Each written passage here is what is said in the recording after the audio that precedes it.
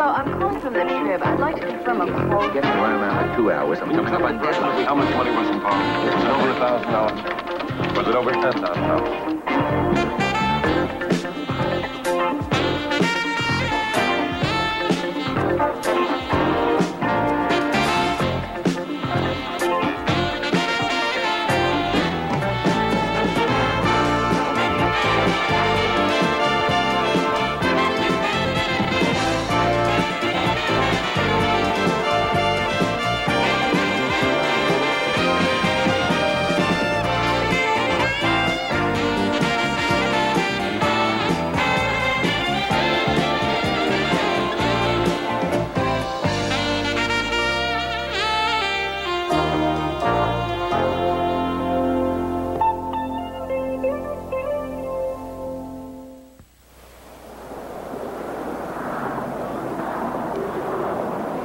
I don't remember you parking the car down here. It's a shortcut. I know this area. Okay, I just don't want to get mugged coming back from a story on bookmobiles. Relax. This isn't such a bad neighborhood. Hey, pal. This line is 6 items or less. Did you get a look at that guy? Yeah, a kid. Either I'm getting older or bums are getting younger. I know how long that jury's been out. It's unusual for an arson case. Thanks. A bear. Grizzly, brown, or teddy? Oh, no, stick with it. Get a statement from the prosecutor. A bear has escaped from the Griffith Park Zoo. Polar, black, or yogi? I like mine better. Just a minute, Rosenthal. Put the bear story in the Metro budget. Charlie will love it. I break for bears.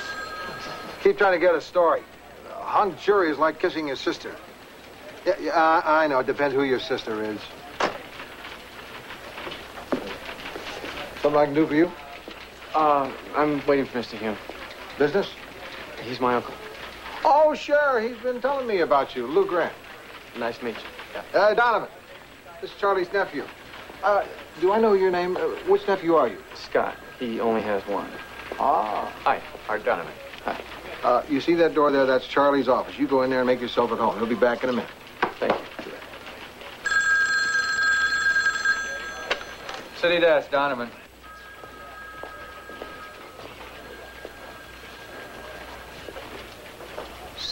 Scotty. Hi, Uncle Charlie. Scotty, where in the world did you come from? Round. Really? Good to see you. Sit down. Let me look at you. Well, how long has it been? 3, 4 years. Last I heard, you were giving college another shot back in the Midwest. I split from there. What? You look the same. A little more mature, maybe. You know it. Older and wiser. Well, how is everyone now? You know, Joni got married. Yeah. Tommy's fine. How's your old man? He's all right. Hasn't changed. Oh, Steve. Where are you staying? I have a little room in a hotel downtown. First thing you do, check out of there. You can have Tommy's room until you get yourself settled. I don't want to be a nuisance, really. Come on. Hey. You're talking about the father and son doubles champions of Rancho Park. Well, we sort of faked him out then, didn't we? It wasn't an intentional lie. Your father was tied up. It was all in the family. Although I am a better tennis player than you. I think Dad was sort of jealous. It's lunchtime. Let me take you to McKenna's. It's not exactly the Brown Derby, but it's nearby. Great. Hey, Lou. Donovan asked me to tell you that arson case is a hung jury. Oh, too bad. Where are you headed? Off to Griffith Park Zoo. Check with them. See if the bear has a family. You know, a mate, cubs, or a mother. Bear escape.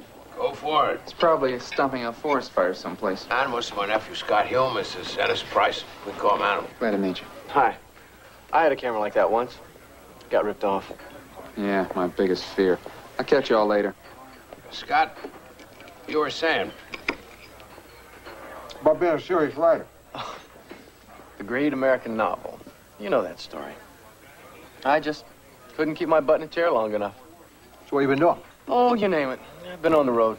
Oh, that's good experience for a writer. I'm not sure I'm cut out to be a real writer. I think I've come to terms with my, expectations. ready to settle down. Maybe become a journalist. You didn't pick a great time in the history of newspapers. We have a hiring freeze right now. Maybe we could help you out with all the people that Lou and I know in the business. Yeah. We got up a list of 3 or 4. Hugh Martin and San Bernardino. Irv Coleman. Yeah. Myra Wexler. Used to be my assistant. Did you ever meet her? But not in person. You got to remember, Scott, we're talking about entry-level jobs. Well, I hear what you're saying. It's cold out there. You know that. These people pop into mind. Hugh is probably the best bet if you want to think of San Bernardino. Good. Thank you. Maybe sometime you'd like to read some of the things I've written. Give me your reaction, your honest opinion. That'd be great. Listen, Scott, here's the key. You get out to the house, kick back and relax. Iron should be home before. I'll give you directions. He's got a funny view of the newspaper business, but he seems like an all right kid. He's 30 years old. 30. He seems younger.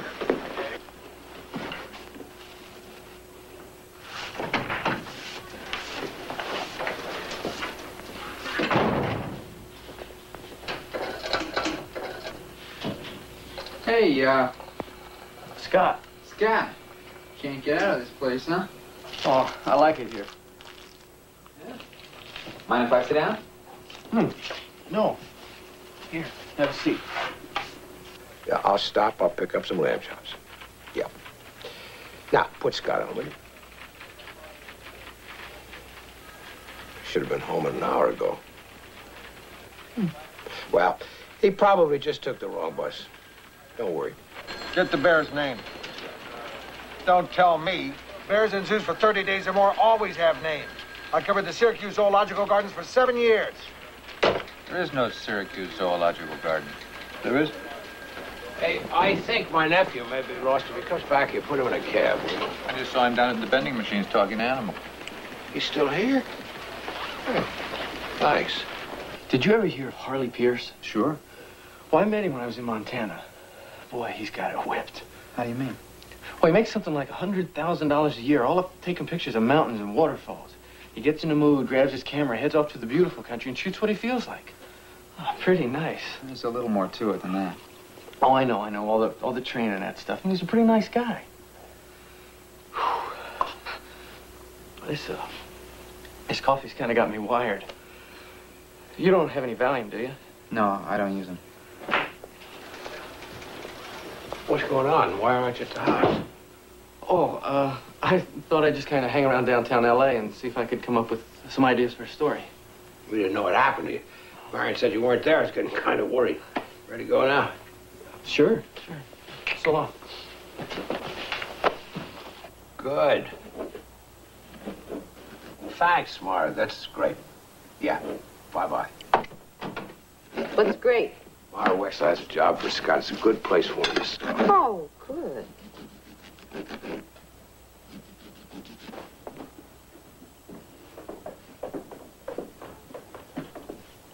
Scott? Good news. You got yourself a job. I do? Yep. Doing what? Well, you're working for a paper called The Quick Finder. It's a throwaway sheet, but it's very successful. The woman who runs it, Myra Wexler, used to work for me. She's sharp. That's great. You don't know what I'll be doing, do you? Sure, you'll be doing whatever Myra tells you to. Here, give us a hand setting out the table. Dinner's almost ready. Oh, I wasn't going to eat. What do you mean not eat? We're fixing dinner. I'm not really hungry. I have to meet an RN from Vietnam. An RN? Oh, he was a medic. Now he's a registered nurse. I told him I was a writer. He said he wanted to lay a story on me about what's going down in the emergency rooms. I have my key. You don't have to wait up. Well, at least sit with us. Yeah, you can eat what you want, then I'll drive you to where you're going. It's back downtown. I'll get there.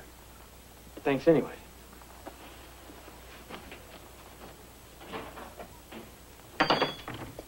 What you have to understand is that we're a throwaway. The few stories and features that we do run, that's the beauty tips, the astrology column, window dressing. We get the merchant's message out to the neighborhood, and we live off the ads. And everyone who works for the Quick Finder sells ads. That includes me and you. I'm really more of a film critic than a salesman. Well, around here, you gotta be both. You ever sold ads before? Ads, no. Well, what have you sold? Magazine subscriptions? Boy Scout raffle tickets?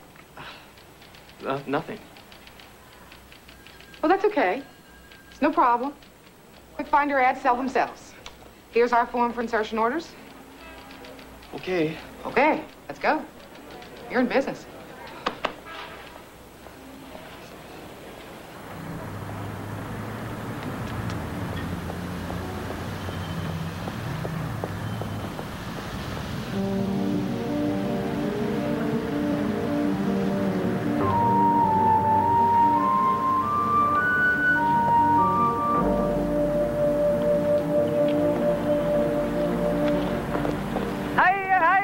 Can I help you? I'm looking for the manager. He's in the office there. Thank you.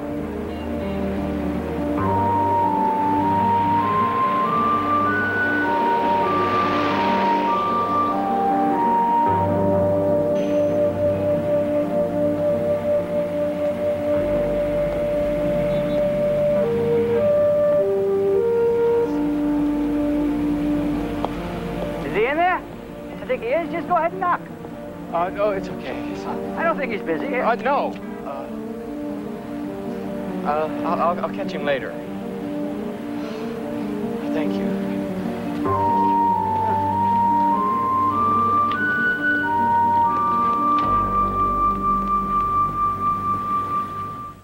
Lou Grant will continue in a moment here on A&E. The bear was sighted on the Buena Vista overpass to the Golden State Freeway. Good, you're reading a bear story. Well, it was the first thing I turned to. You're my barometer. If you're reading it, everybody is. And the competition doesn't have it. Oh, boy. Where is our bear this morning? He's still asleep. He got in at 4. Hello. Hi, Steve. Yeah. Guess who's here? Good guess. Yeah, he got himself a job. Selling ads for a throwaway sheet. No, I don't think it's a lot of pressure. Stevie's 30 years old. Yeah. Pen, pencil. Just a second, Steve. Wait a minute. 6114, I got you. Odazine. Yeah. Mm-hmm. Okay. Yeah. Well, it's good to talk to you, too. Yeah, bye-bye. Who is Dr. Sorensen? Psychiatrist that Scott was referred to by his regular shrink in San Francisco. What's Odazine? Medication Scott's on, some kind of a mood elevator. Well, how did Steve sound to you? I mean, you both sounded very friendly at this end. Fine. We're friendly. He's my brother. So we're talking about a mature black bear, but by no means over the hill. 300 pounds. Is that a current weight? You weigh them every month. How do you get them on the scales? Ice cream. Very clever. Ah. Okay, well, I think that's all for now, Sally. I'll probably have a lot of questions later on. You've been great. Thank you. Bye-bye. I know Ziggy's favorite flavor of ice cream. Rum raisin. Yes. How did you know? It's what all bears like. Plus, I just heard it on the radio. I suppose you know how he escaped, too. Well, what the heck. He tied his bed sheets together and he eased himself over the wall, right? The zoo still doesn't know for sure, but they're convinced he was acting alone. Grab your notes on the bear. I want you in his budget meeting. If Professor Matson calls from Copenhagen, would you accept the charges and get me out of the meeting? How come KFWB had rum raisin and we didn't? I'm sorry, I just now found out about it. But we do have an exclusive interview with a cook at some pizzeria who saw Ziggy going through his dumpster. What do bears like on their pizza? People. Is the bear all right? We don't know. At the last sighting, he was seen favoring his left hind leg. You don't suppose somebody took a shot at him? Why would anyone want to do that? Wasn't the fur worth something? Yeah, for a coat or a rug. Yeah, There's a lot of crazy people out there. This is all good. Maybe we ought to bump it to page 1. Are we still ahead of the competition? They've hardly touched it. Okay, page 1. If we have art. All we have is a police composite, which, believe it or not, makes him look like a psychopath. I want you to send somebody out to the zoo and get a picture of his mother. Concerned relatives are always good. We may not be able to get the photo by deadline. His mother's at the San Diego Zoo. She's kind of a character. Lou, take over for me, will you? Sure. Scott? What are you doing here? Why aren't you at work? I wanted to drop by and tell you why I got in so late last night, and work is kind of slow now. How's it going there? The whole job is selling. I don't want to make people buy something they don't want. Well, why don't you think of it as offering them something that could be useful to them? Well, they sure don't act that way. Listen, Scott. Let's figure you're overqualified. That makes this flunky business doubly difficult. You know, one of the big lies we all tell ourselves is that if we can do a complicated job, then logically we can do a simple job. That ain't necessarily so. I just haven't gotten into the swing of it yet. Is there something I can do to make it easier for you? I don't think so. You've already got a film critic. Hey, I want you to know that Marion and I are your friends. I know that. You ever hear the saying, don't go around loving people that only annoys them? I think that we would all settle for a little mutual consideration. You know what I mean? I'm sorry about last night. I was going to call you, but I was afraid I was going to wake you up. Okay, it's all right. Listen, I talked to your old man this morning. He gave me the name of a Dr. Sorensen. You know that is? Yeah. I got his name somewhere. And you're on some kind of medication? I've been off that stuff for a month and a half. I don't need it. I take that stuff and I can't function, and I don't need any phony L.A. shrink. Right, come on, take it easy. We all need some kind of backup just to know it's there. There's nothing wrong with that. I can make it on my own. Scott, nobody says you can't. I'll see you at home for dinner, unless I hear from you.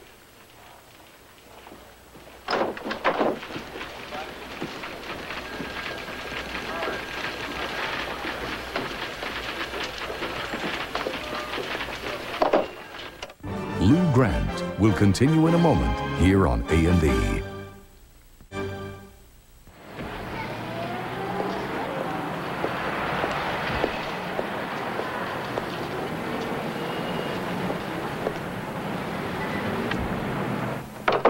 I know you're busy, and I probably shouldn't be taking your time with this. But there are just a few things about my nephew that don't make sense, and I need some clarification. I'm sorry. When my nurse booked the appointment, she must have thought you were a new patient. Your nephew was referred to me by another doctor. I can't go into any details on his case. Well, he's staying with me. I mean, I feel responsible for him. Is there something that I should be doing? Is there something I should know? Well, has he been exhibiting any strange behavior? The first night that he got here, my wife and I fixed a nice dinner for him. And he said he wasn't hungry and walked out. I know that doesn't sound like anything, but, you know, he did have a nervous breakdown a couple of years ago. I'm not sure what's meant by that terminology. Go ahead. Everything Scott has done has been right on the edge between being kind of rude and kind of crazy. And I don't know whether to be mad or sympathetic. And now you're telling me that you can't help me. First of all, you should know that Scott's case is not unique. Even though I can't tell you anything specific about him, I'll draw you a general picture. We're beginning to see a lot of people of Scott's generation with similar problems. They're able to function in the community now because of the new drug therapies. 20 years ago, a patient like Scott would have been institutionalized. Just to give you an idea, in this state alone, the population of the public mental health facilities has dropped from 37,000 patients to 5,000, which means that some people are a lot better off than they were before, and some people are living in a precarious balance. What about the drugs? Scott claims that the drugs act like a chemical straitjacket and he can't function. And I don't know whether he's acting strange because he's on the medication or because he's not on the medication. Mr. Hume, I'm at a real disadvantage here without seeing Scott. Why don't you let him know that this clinic is here, and he's more than welcome to come and see me. That's the last thing that he's going to want to do. Scott?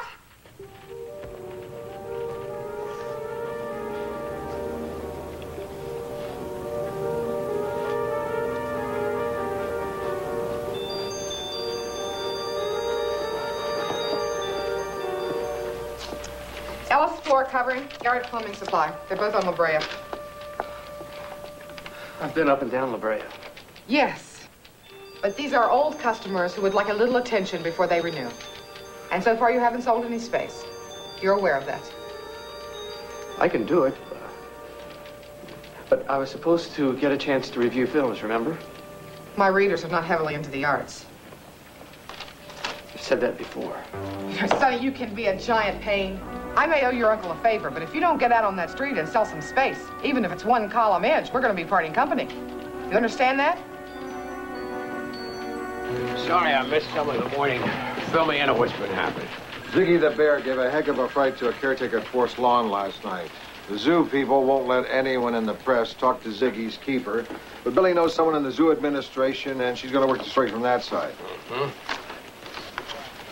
Rosenthal was due to fly to Vegas at 7 o'clock this morning, but a sparrow got trapped inside his kitchen. Now he's behind the refrigerator. The sparrow, not Rosenthal. So, Castillo is going to take a later plane. Actually, we're better off with Castillo on the story anyhow. Charlie? I knew they'd do that. Huh? They asked me to make a speech. I agree, and now they're canceling me. You don't know what it's like to be rejected by the Publishers Association. Charlie, look, I got to get back to my desk. Wait a minute. Who do we have in Las Vegas? Castillo. I hope wherever you were this morning was important. I hope so, too. I hope I wasn't just wasting my time. I saw a psychiatrist about Scott. I think Scott's problems are deeper than I realized. Oh? Sorry. Talking to these therapists is so frustrating, you really don't get any answers. What's the story with Scott? It's exactly what I didn't find out. But you must come away with something. Anxiety. Hello? Yeah, honey. Yeah, what? Night after work. What do you mean swing by the airport? The airport's completely out of the way. What for? So you came down here on business? Well, we just opened up an office in Irvine, and I wanted to check up on a couple of things. Oh. Scott should be home soon. He'll be glad to see you. Oh. Well, he doesn't even know I'm here. It's just one of those spur-of-the-moment trips. Listen, I didn't have any idea that Scott was going to impose on your hospitality. Oh. I'm sorry if he's been any kind of a bother. We're glad to have him. Well, I just didn't want you to feel any sort of brotherly obligation. Steve, we like Scott. We're not doing it because he's your son. Great. I just want you to know I appreciate it. We know that. Well, Scott seems to be doing okay. He's got a job in a newspaper. Sort of a newspaper. Do you know if he's planning really settling down in L.A.? Well, I'd hate to see him that far away from home. He feels more comfortable near us, and he's got a doctor he likes. Yeah. I went to see your Dr. Sorensen today. Do you know if Scott has checked in with him? Not yet. And he did say that Scott should be on the medication. I don't think he is. Oh. Has he gone off the medication before? Yes, he has. And whenever that happens, there is a possibility of an acute episode. What does that mean? Does he get psychotic? Scott has not been diagnosed as psychotic. Never. I mean, he may become severely depressed. He may even have a psychotic episode. But a lot of normal people have too, huh? What do you see as the root cause of this? Do the doctors have an opinion? I know what you're thinking. It's all my fault, right? No.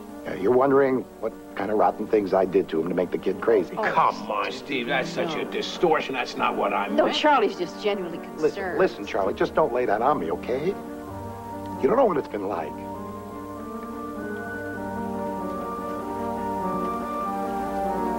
Hi, Dad. Well, son? You just get in, Scott. Yeah, just... How was your day at work? You're kidding, right? You know I got canned. No, we didn't know that. I wasn't very good at that job.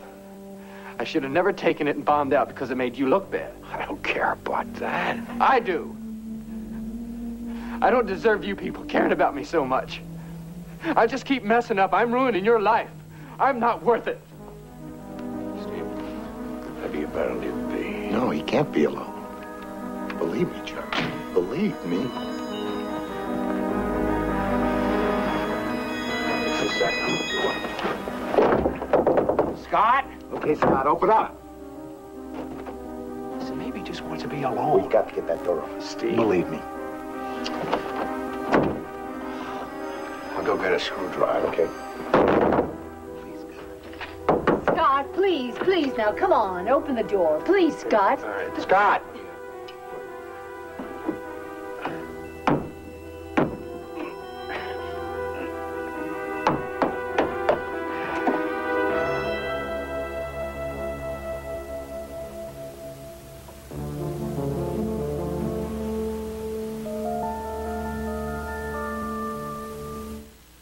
Lou Grant will continue in a moment here on A&E.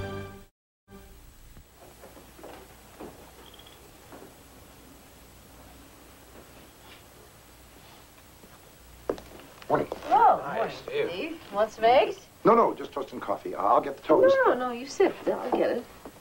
How'd you sleep? Fine.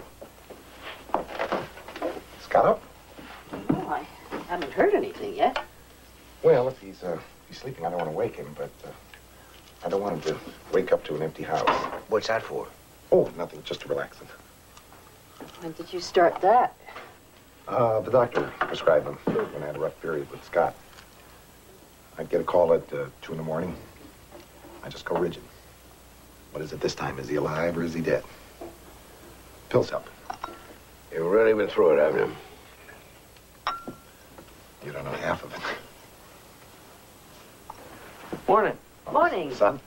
Oh, what can I make for breakfast? Any eggs? Yeah, sure. How do you like them? Scrambled would be great. Okay. Well, Dad, you staying here? No, I've booked into a hotel. Now, what are you up to today? Well, you know those other leads you had, Uncle Charlie? I thought I'd start running those down. There's an extension course in LAU's professional writing program. If I'm going to be a writer, I got to keep sharpening my skills. It's very true. Still taking your medication? I started back. I met Dr. Sorensen. He said he'd be interested in talking to you. What do you think? Why not? It's probably a good idea. I've been under a lot of stress lately. Did you see the competition?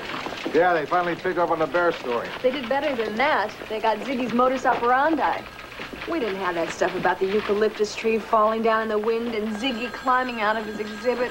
Oh, it's so simple. I should have thought of it. We're still way ahead of them. The interview you had with the keeper about how much brighter Ziggy is than the other bears and his sense of humor, that was an exclusive. The opposition is breathing down our necks, Lou. And I've got an idea. What if we find Ziggy? Who's we? You and me? I happen to know Frank McWhorter's in town. Who's that? Only the premier tracker on the Border Patrol, except now he's retired and accepting special assignments. I say we hire him. How much do premier trackers charge? Well, it won't come cheap, but it's worth it. $100 a day. Get out of here. What if it takes 6 months? Oh, it won't, Lou. The man knows his craft. How's he gonna track him across the Ventura Freeway? He found those 3 Boy Scouts when rain had wiped out their trail. He found the little boy in the desert that the Forest Service had given up on. So I think he can find a bear in downtown Burbank.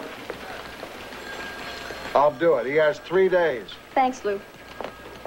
This will make up for my letting you down on the eucalyptus tree. Don't be silly. You didn't let us down. Morning, Lou. Good morning, Billy. Why didn't we have the eucalyptus tree? I missed it. I'm sorry.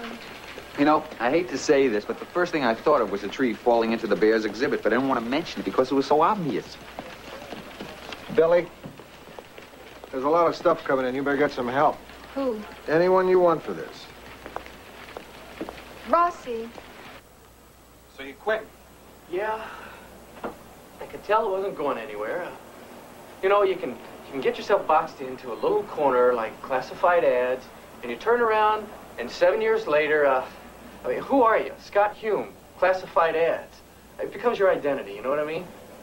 You want to be known as Scott Hume -- what? Scott Hume -- writer. What do you think about working out of here for a few days? Just till you get through the stress.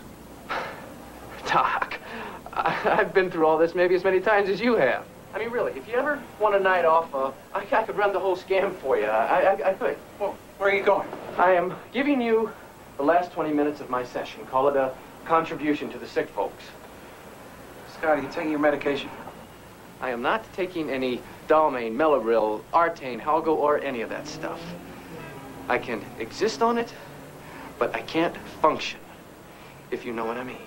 about tranquilizers, painkillers, Valium, codeine? Now and then, for a little bump in the road. I am not on anything. How about drinking? Yes. Now and then, a few beers after work. Even if you weren't on medication, I suspect you're the sort of person who shouldn't be doing any drinking at all. I don't overdo it.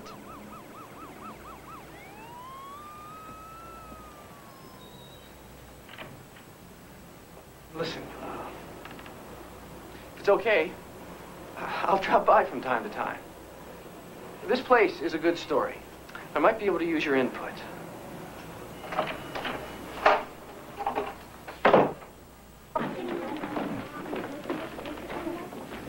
Mr. Hume, could you wait for just a moment, please? Sure. You haven't registered for this class. No. Even if you're just auditing it, you need to be registered. Oh, I'm sorry. I've been working. I rushed down to the registrar's office, but they were closed. I must have missed them by 2 minutes. They won't let you mail your fee in. Well, if you can just get that all straightened out before next Tuesday, okay? And by the way, did you hand in a sample of your writing? No, not yet. But I did it. I think it still needs a polish. Well, if you have it with you, I'll take it now.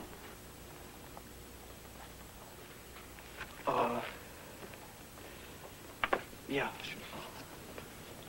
I'm not satisfied with this, as long as you know that. Listen, you reviewed The Third Man, huh? Well, it's a good idea for the exercise, but there are some real spelling and syntax problems here. I said it was rough. Yeah, I'm just wondering if this is the right class for you. Most of the people in this class are professionals. Researchers, copywriters, English teachers. We're going to be moving through the material pretty fast. Well, I've worked on newspapers. I've been published. I'm getting a lot out of the class, you'll see. Well, if you can get registered, you want to take your chances. She was always on the phone, doing stuff that had nothing to do with the newspaper, nothing. Just all her little social stuff. And then she sends me out to sell her ads that she knows nobody's going to buy. Can you imagine that? Doesn't make any sense. I don't know. The whole thing was just crazy. She loves me. She really loves me. Myra Wexler? No. No. A very special lady. Chrissy. She, lives down in Venice. Hey, you live down in Venice, don't you? Yeah. Well, maybe you know her. Her name's Chrissy Bartlett. How are you two doing? We're ready for a check here. Bring me another vodka. Chrissy.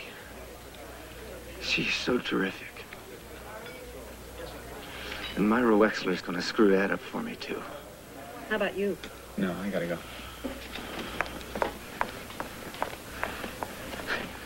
Hey, you're not leaving, are you? Yeah, I got some stuff to do. You want to lift? Well, I'm not ready to leave yet. You sure you don't want to sit and kind of talk? Nah, I can't stay up late anymore. Maybe I'll catch you tomorrow if you're around the paper. Okay. Good night.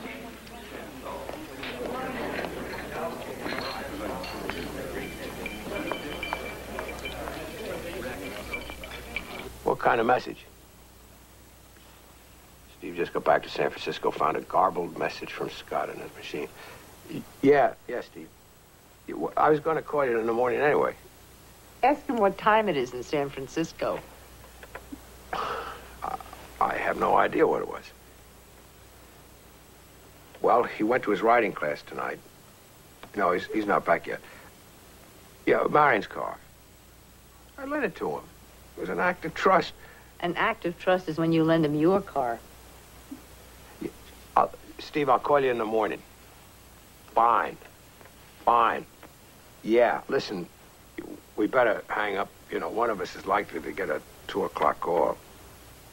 Yeah, bye-bye. Dr. Sorensen!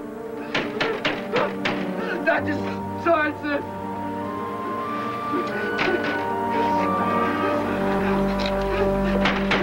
Please! Lou Grant will continue in a moment here on A&E. Dr. E is requesting to see you now. Okay. The doctor wants to talk to you. Hello? I've got to see someone.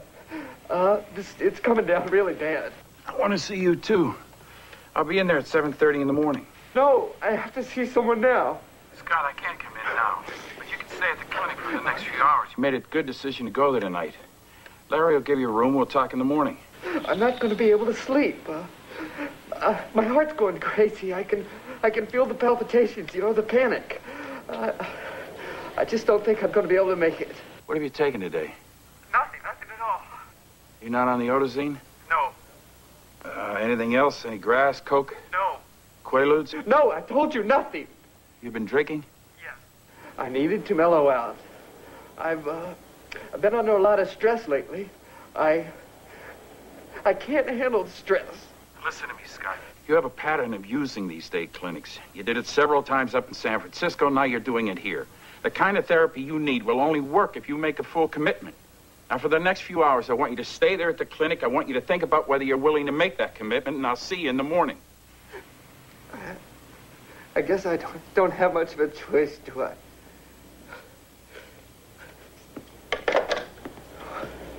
Stay here. I'll see you at your room.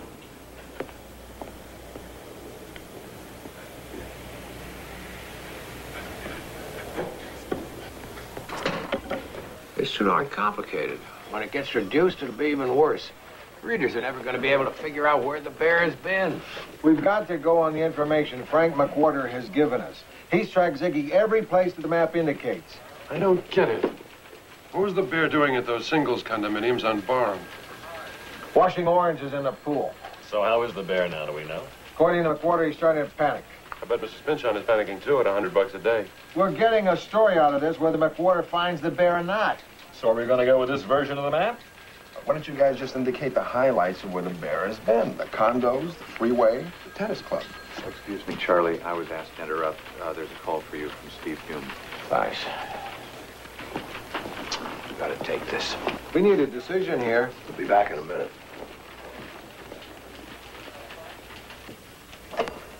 Steve, what is it? Sorensen caught you in San Francisco. Hate for you to have to come down here again. Yeah, all right. I'll see you then. So we'll hold the nuclear plant protest for the Metro page. I'll be back in an hour. We decided not to go with the map.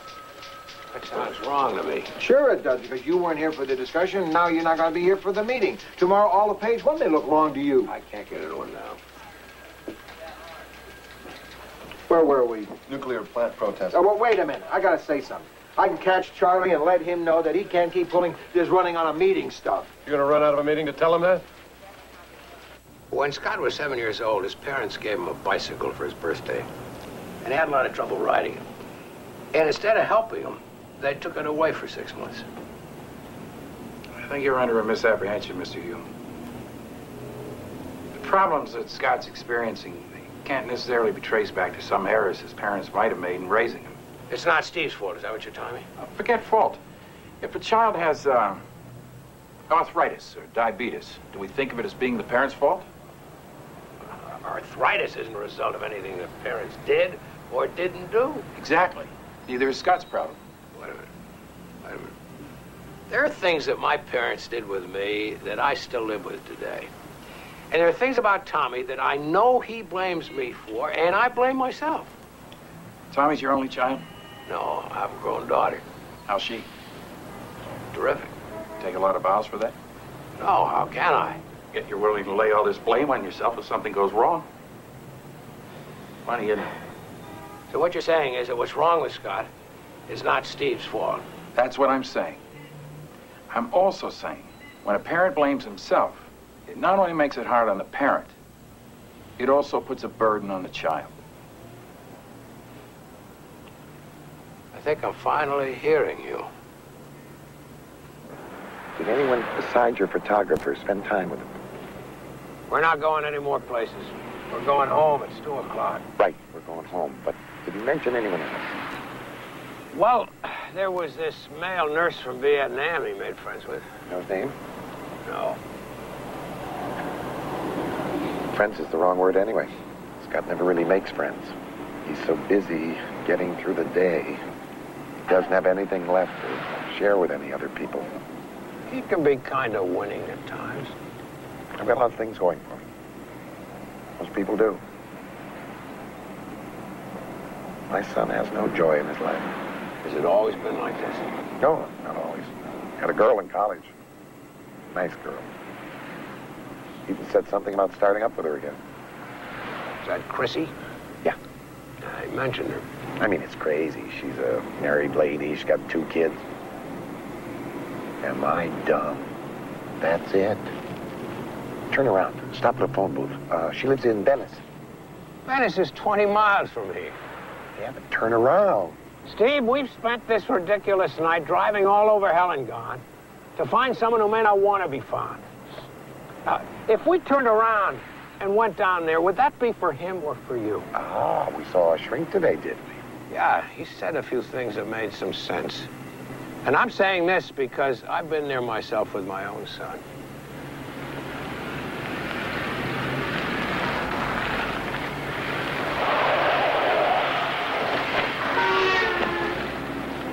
Where are you going?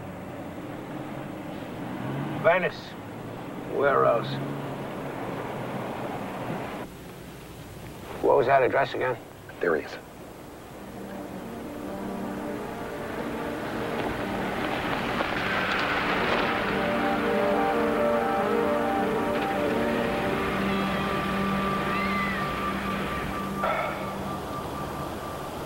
That's my son. He's a 30-year-old man sitting in the cold, waiting to see someone who doesn't want to see him. No matter what you or I do, that's who he is.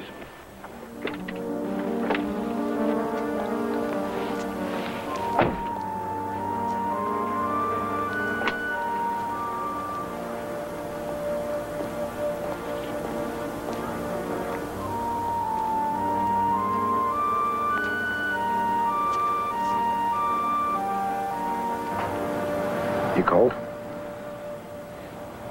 It's okay. I didn't want to wake her. I figured I'd wait till morning. What are you trying to do? I want to talk to her about going to Oregon. Living together again. You know that's not going to happen. When I first got here, I thought it might. But I've been here 3 hours, and I don't know.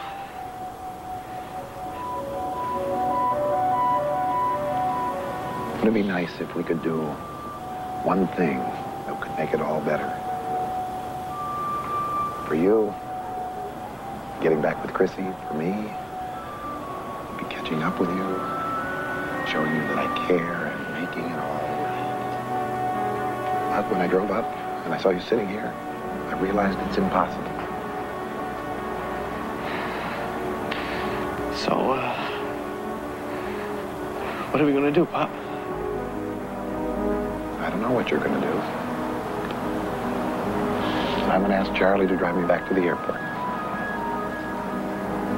If you come knocking at my door, I'll take you in because we're connected. But I want it understood that if you won't do the best for yourself, all the loving and the kindness and the sharing and the talk between us will just be killed, dead. We'll be like 2 strangers living in the same old hotel. That's all. Are you, going now? I think so. What if you guys were to drop me by the clinic on your way? We can do that.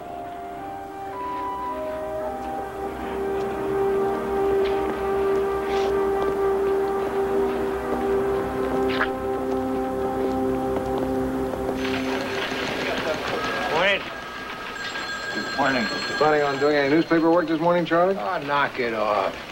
I'm glad you finally found the right words to express what was bothering you. Oh, knock it off. Oh, we found him! Ziggy's back, and guess who's got him?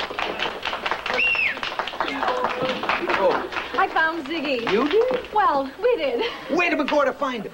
At Disney Studios. He was scratching his shoulders against a fake tree. Animals on his way in with pictures of the zookeeper tranquilizing him. But I thought last night the guy admitted he lost the trail. He decided to try a new tack. He decided to think like a bear. It worked. Come on, Disney Studios. What would make him go there? Well, it's right by the L.A. River. Maybe he was attracted by the water. Maybe he wanted to get into pictures. Come on into my office. We'll lay out how we're going to play it. Lou, I want you in this meeting unless you're still all bent out of shape.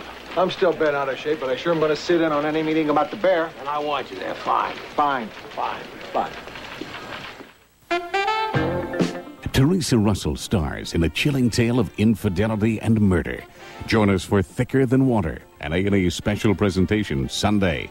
Now Karen Black stars in Police Story, next on A&E.